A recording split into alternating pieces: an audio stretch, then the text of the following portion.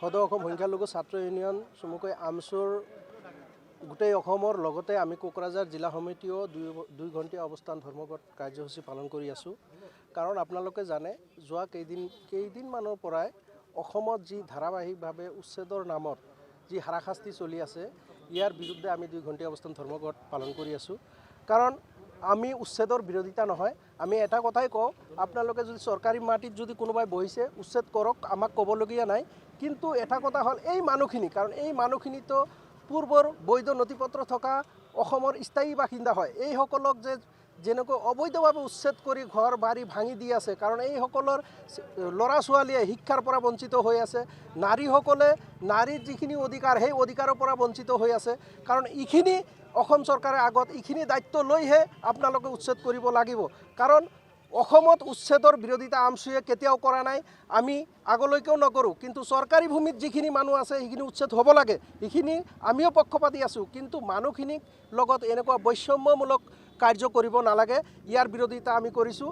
আৰু উচ্ছেদৰ আগত পুনৰ সংস্থাপনৰ দায়িত্ব কেনেকৈ ল'ব লাগে, কেনেকৈ ক'ত সংস্থাপন দিব সিহঁতক, কাৰণ বৈধ ভাৰতীয় নাগৰিকক সিধাই উচ্ছেদ কৰি ক'ত পঠাই দিব সিহঁতকতো বেলেগ কোনো কাউণ্ট্ৰিত পঠাই দিব নোৱাৰে, এই অসমতে থাকিব, ক'ত ৰাখিব সেই চিন্তা আগত অসম চৰকাৰে সেই চিন্তাখিনি কৰি প্লেনিং কৰি তাৰ পাছতহে উচ্ছেদ কৰিব লাগে। আৰু আপোনালোকে জানে জাননীবিলাক দিয়ে, আগদিনাখন জাননী দিয়ে, পিছদিনাখন উচ্ছেদ কৰে।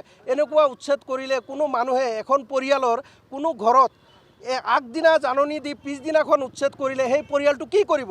ঘৰৰ পৰা কোনো সামগ্ৰী তাৰ পৰা যে লৈ যাব এইখিনি সুবিধা আমাৰ এই ধৰ্মীয় সংখ্যালঘু মানুহখিনিক দিয়া হোৱা নাই। আৰু চৰকাৰে এটা কথা ভাবিব, বাছি বাছি কিছুমান মানে ধৰ্মীয় সংখ্যালঘুখিনিক আঘাত কৰি আছে। কাৰণ চৰকাৰী ভূমিত বহুত জাতি জনগোষ্ঠী আছে, কিন্তু চৰকাৰৰ যিখিনি মাটি লাগে চৰকাৰে ল'ব, আমাক ক'বলগীয়া নাই।